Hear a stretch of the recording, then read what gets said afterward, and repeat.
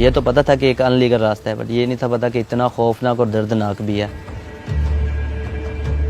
मेरा नाम हसन फ़रूक है और एज मेरी 23 साल है। वज़ीराबाद के एक गाँव जोड़ा से ताल्लुक़ रखने वाला।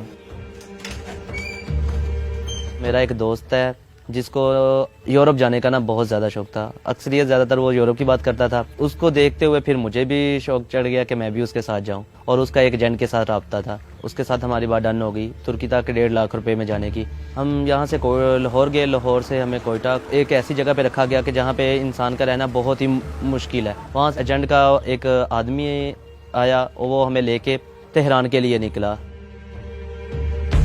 रात को जब हमने ईरान का बॉर्डर बहुत मुश्किल से क्रॉस किया, उसके बाद उनकी जीपें आई, उनके लोग आए, उन्होंने हमें रिसीव किया।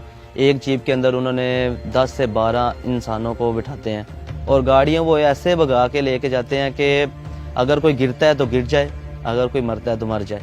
जिस जगह उन्होंने पहाड़ हमें जहाँ से गुजरे, जहाँ से पहाड़ चढ़ाए हमें, वहाँ पे यकीन मानिए कि इतनी डेड बॉडी हैं इंसानों की पड़ी हुई हैं, जानवरों के ढांचे, कि इंसान एक बार ऐसा लगता है कि जैसे मौत के साथ वो मुकाबला कर रहा हो।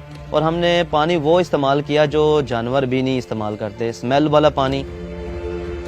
मैं इस्तांबुल पहुंचा। इस्तांबुल पहुंचने के बाद उन्होंने हमें बोला कि अगर तो आप लोगों ने आगे जाना है इटली के लिए तो हमें 5 लाख रुपया देना पड़ेगा। हसन इरेगुलर वे से जो है वो तुर्की गया था, तो उसके जो फैमिली मेंबर्स हैं उन्होंने रब्ता MRC से किया, migrant resource centre Lahore office से रब्ता किया क्या तरीकाकार है कि वो उसको वापस बुलाया जाए। तो उसके घर वालों ने जो है वो हसन से बात करवाई। से हमने पूछा कि वो किस तरह से गया था, तो हसन ने सारी स्टोरी हमें बताई भी। हमने उसे समझाया कि आपको जितनी आपने देखी है इससे कहीं ज़्यादा रेशो जो है वो यूरोप का बॉर्डर क्रॉस करने में है। वो कहता था कि नहीं, मैंने आगे ही जाना है। इरादा तो था आगे जाने का, बट ये कि जो मैं पीछे देख आया था, जो मेरे साथ हो चुका था, और जो डेड बॉडी है मैंने देखी रास्ते में, और ये जो कुछ बताते हैं वो होता कुछ नहीं है ऐसा। अल्लाह ताला से यही दुआ करता था कि कोई पल ऐसा हो कि या अल्लाह मैं अपने घर में अपने मामा पापा के पास खैर खैरियत से पहुंच जाऊं। जब हसन राज़ी हो गया वापस आने के लिए, तो हमने उसको गाइड किया कि वो किस तरह से जो है वो पाकिस्तानी हाई कमीशन से जो है वो अपना ट्रैवल डॉक्यूमेंट बनवाया और आउट पास बनवाया और वो वापस आ गया।